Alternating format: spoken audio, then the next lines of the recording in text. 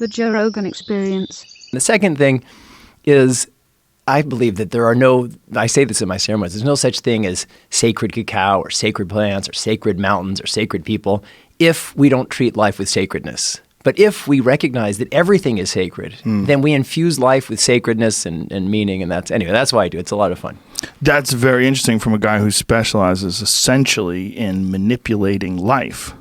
Well, we have manipulated life as humans for a very long time. But it's interesting. Yeah. The idea of things being sacred, but your specialty is manipulating genetics, right? Yeah, so that is this strange moment that we're in, because for about 3.8 billion years, our species has evolved by this set of principles we call Darwinian evolution, random mutation and natural selection. And it's brought us here. We used to be single-cell organisms, and now look at us. And there's been a lot of magic in that process, and there still is. But we humans are deciphering some of that magic. We are like looking under the hood of what it means to be human, and we are increasingly going to have the ability to manipulate all of life, including our own. Yeah, that is very unnerving to a lot of people. It's uncomfortable and it's scary. And it is. They like things the way they are.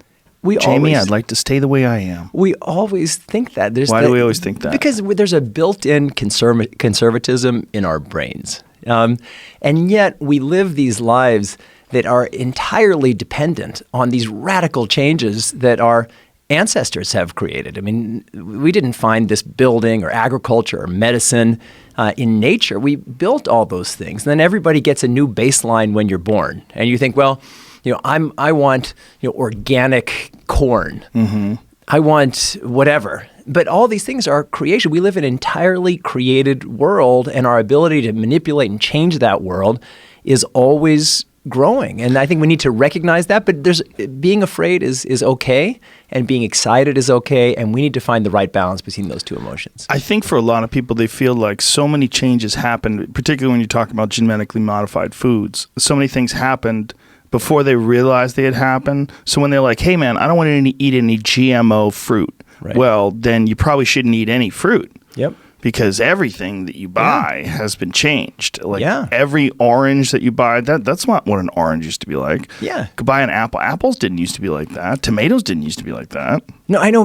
We reset our baseline just from when we were kids. So if you went back 12,000 years ago to the end of the last ice age and you said, all right, find me all these things that we buy at Whole Foods. Most of them didn't exist. We've created them. Sure. And then in the 1970s, we had the ability to do what's recombinant DNA, what people call genetic modification.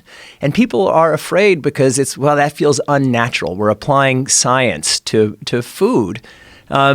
And that's the issue. And now we're entering the era of genetically modified humans, and there's that same level of uncomfortableness. But what happened? The reason why I've written this book, Hacking Darwin, is that if we approach genetically modified humans in the same way we approach genetically modified foods, which is the scientists say, hey, we've got this, we're going to manage them responsibly, and it just kind of happens to people, people are going to go nuts. I mean, you imagine how agitated people are about GMO foods if they don't have a say in how the human experience of genetic modification plays out. People are going to go berserk. So we have this window of time where we can start bringing everybody into an inclusive conversation about where we're going, because where we are going is just radically different from where we've been.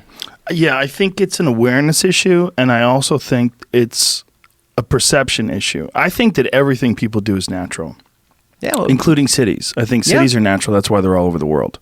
Yeah. I think they're as natural as beehives. And I think as much as we like to think that technology is not natural, it's clearly something people naturally make. Of course. They make it in every culture if they can. It's the history of our species. And we kind of misuse this word natural. Because what is natural? I mean, maybe natural was when we used to live and we were just part of nature.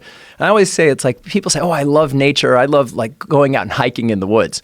The reason you love hiking in the woods is that we've murdered all the predators. It's like in the old days, you stay in your cave. You're not going out and hiking in the woods. Right. There's stuff that's going to kill you out there. I know that was a massive luxury to go wander through the forest with no weapons. Yeah. Like nobody did that. Exactly. No, exactly. But people say, "Oh, I want nature. I want my, my natural corn. I want my natural Chihuahua." Even though 25,000 years ago, there's no Chihuahuas. There was a wolf. There's wolves. Yeah. And look what we've done to them. I know. Well, look what we have done to them. Yeah. Made them pugs. Yeah. If you had natural wheat, or natural corn in particular, natural corn used to be a tiny little thing. Yeah, it's just a few weeds. Yeah, weird, gross little grain. Yep.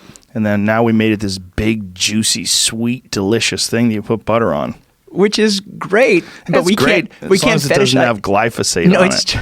even glyphosate. But we can't fetishize that there's some kind of imaginary world where kind of everybody was wearing Birkenstocks and eating in Whole Foods. That imaginary world sucked for us. That's why we left it. It's true, but there's some sort of a balance, right? We do appreciate the nature aspect of our world, and eagles and salmon and all these wild things, and to be able to see them is very cool. Yeah. But you don't want to get eaten by those things. You don't want them everywhere. And you want to be able to go out and get your newspaper without being worried about getting attacked by a jaguar. Yeah.